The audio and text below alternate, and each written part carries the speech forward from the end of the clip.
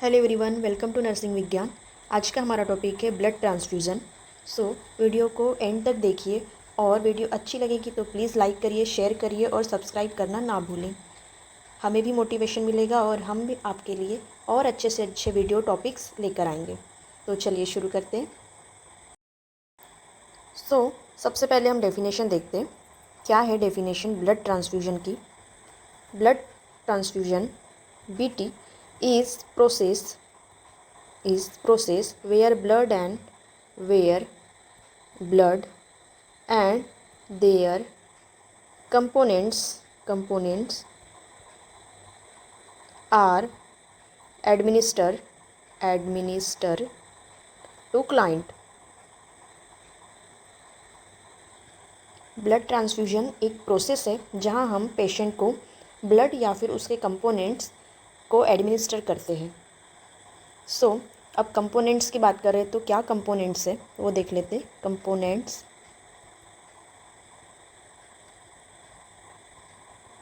Whole blood contains क्या क्या रहता है होल ब्लड में? Platelets, RBC, WBC, plasma. Blood को डिवाइड किया जाता है दो पार्ट्स में। ब्लड को दो पार्ट में डिवाइड किया जाता है। एक होता है प्लाज्मा जो कि 55% में होता है और एक होता है सेल्यूलर पार्ट जो होता है 45% ऑफ ब्लड। प्लाज्मा कैसा रहता है ना, उसका कलर येलोइश रहता है, येलोइश कलर का रहता है। और सेलुलर पार्ट्स में क्या क्या आ जाते हैं? RBC, WBC and platelets. ऐसा एक होल ब्लड का क्या बोलेंगे कंटेंट होता है कम्प्लीटली। अब आगे बढ़ते। अगर आपको वीडियो अच्छी लग रही है, समझ में आ रहा है तो प्लीज़ लाइक करिए, शेयर करिए वीडियो को और सब्सक्राइब करिए। अब हम आगे बढ़ते। अब हम पहले देखेंगे प्लेटलेट्स के बारे में।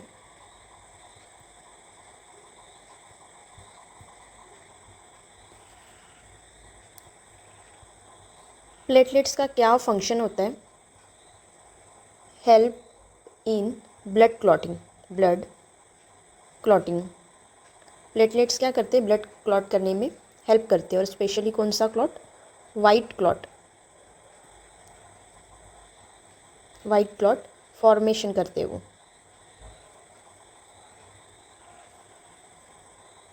इसका नॉर्मल काउंट क्या है प्लेटलेट्स का बॉडी में? हम एडल्ट की बात कर रहे हैं।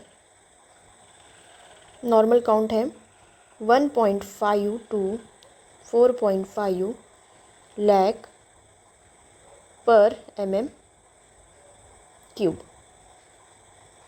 इसकी ये नॉर्मल रेंज है। एग्ज़ाम में नॉर्मल रेंज भी बहुत बार पूछा जाता है, तो ये इम्पॉर्टेंट है।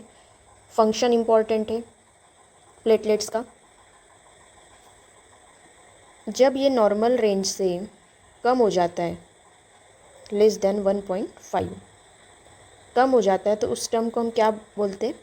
थ्रोम्बोसाइटोपेनिया। और अगर बढ़ जाए 4.5 से बढ़ जाए तो वो टर्म को क्या बोलते हैं? थ्रोम्बोसाइटोसिस। ये भी टर्म्स बहुत ज़्यादा इम्पॉर्टेंट है एग्ज़ाम पॉइंट ऑफ व्यू से। एग्ज़ाम में इनकी डेफिनेशन भी बहुत बार पूछा जाता है और हम 4 MCQs में फिर कंफ्यूज हो जाते हैं। तो थ्रोम्बोसाइटोपेनिया, पेनिया मीन्स एनीमिया, कमतरता।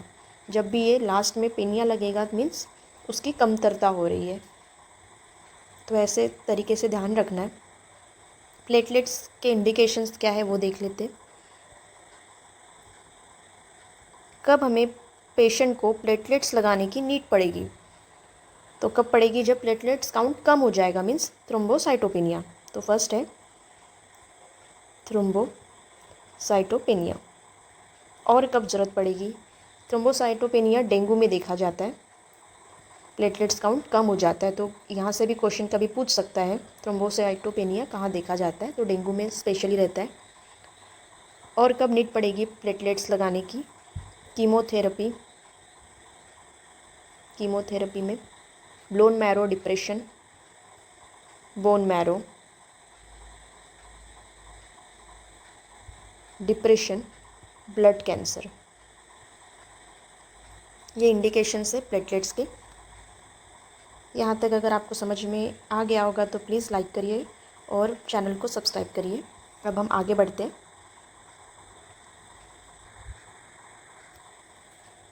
क्या होता है प्लेटलेट का स्टोरेज टाइम? स्टोरेज टाइम भी एग्ज़ाम में पूछा जाता है। स्टोरेज टाइम होता है 5 to 7 डेज़। प्लेटलेट को हम 5 to 7 डेज़ तक स्टोर करके रख सकते हैं। स्टोरेज टेम्परेचर,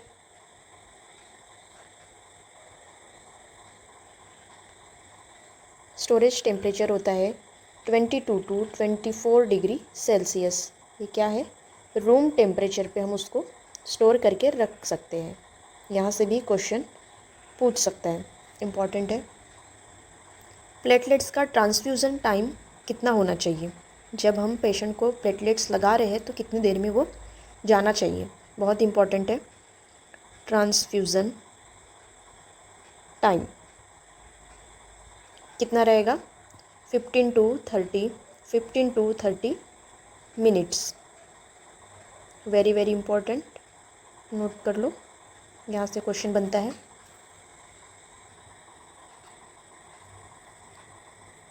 प्लेटलेट्स भी दो तरीके में डिवाइड होते हैं।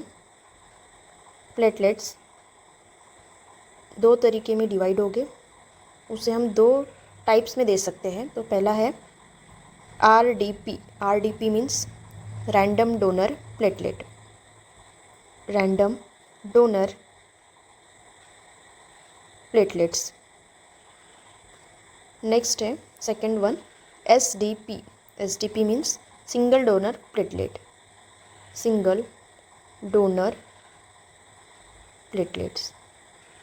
Random donor platelets means from different person हम वो प्लेटलेट्स कलेक्ट करेंगे, और सिंगल डोनर प्लेटलेट्स मीन्स वो एक ही पर्सन से हमने कलेक्ट किया है और वो मोर पावरफुल रहता है as compared to RDP, more powerful रहता है। RDP में एक यूनिट में कितना ml होगा? 50 to 70 ml पर यूनिट। और SDP में कितना रहेगा? 180 to 240 ml पर यूनिट रहेगा। इम्पॉर्टेंट है।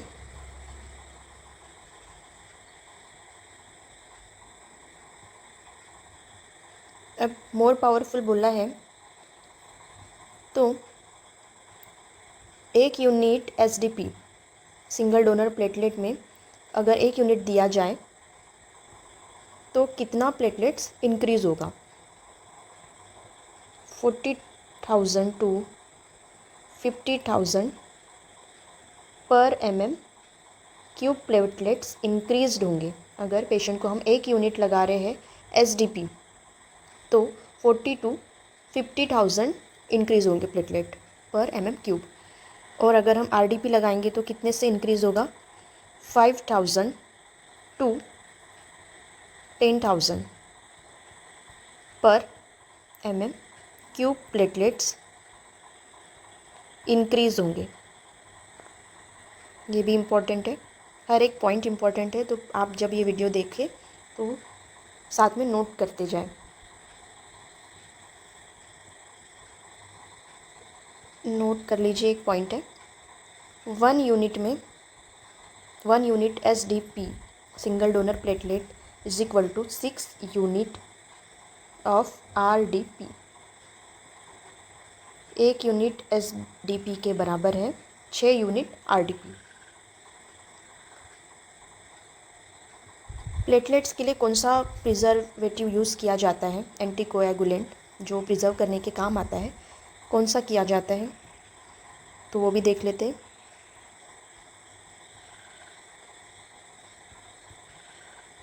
एंटीकोयागुलेंट।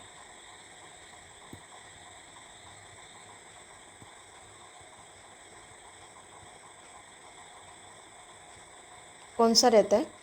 Sodium citrate. सोडियम साइट्रेट का यूज़ किया जाता है। इम्पॉर्टेंट है, एग्ज़ाम में पूछ सकता है। अगर हमें प्लेटलेट्स ट्रांसफ्यूज़न का इफ़ेक्टिवनेस चेक करना है, प्लेटलेट्स ट्रांसफ्यूज़न का, तो कैसे चेक करेंगे? Prevent oozing of blood from puncture site. Blood अगर निकलना स्टॉप हो गया है पंक्चर साइट से, तो हम समझेंगे कि प्लेटलेट्स काउंट इंक्रीज़ हुआ है, इफ़ेक्टिवनेस आ रहा है। ये भी इम्पॉर्टेंट है, एग्ज़ाम में पूछता है। हम आगे बढ़ते हैं। अब हम देखेंगे second, RBC, red blood cell. RBC का क्या फंक्शन होता है? मेन फंक्शन होता है O2 कैरी करना, ऑक्सीजन कैरी करना। नॉर्मल रेंज क्या होती है? नॉर्मल रेंज इन एडल्ट, हम एडल्ट की बात कर रहे हैं, 3.5 to 6.5 मिलियन पर mm³। जब नॉर्मल रेंज से कम हो जाए, 3.5 हो जाए और मोर देन 6.5, अगर 3.5 से कम होगा तो उसे हम बोलेंगे एनीमिया, और 6.5 से ज़्यादा है तो हम उसे बोलेंगे polycythaemia.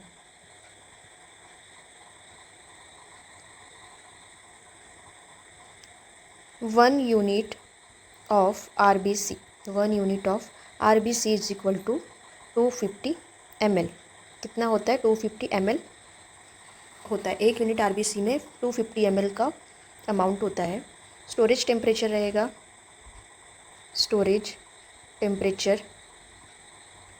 126 degree Celsius. Transfusion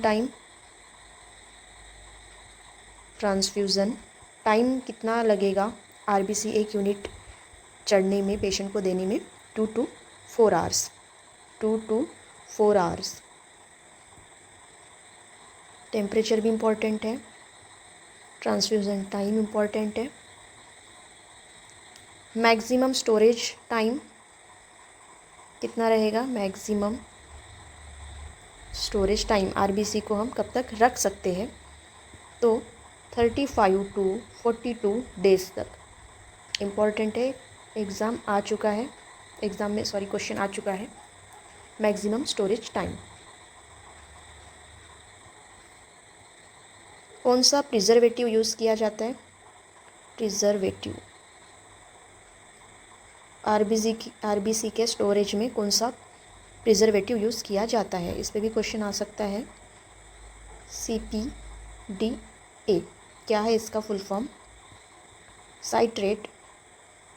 citrate phosphate dextrose adenine इसका फुल फॉर्म है। ये भी एग्ज़ाम में पूछ सकता है कि RBC के लिए कौन सा प्रिजर्वेटिव यूज़ किया जाता है। RBC ट्रांसफ्यूजन की नीड कब पड़ेगी? RBC हमें कब ट्रांसफ्यूज करना है पेशेंट को? HB of patient for RBC transfusion, तो कितना HB रहेगा तब जाके हमें पेशेंट को ट्रांसफ्यूज़ करना है। इन एडल्ट लेस देन 8 ग्राम पर DL, इन इन्फेंट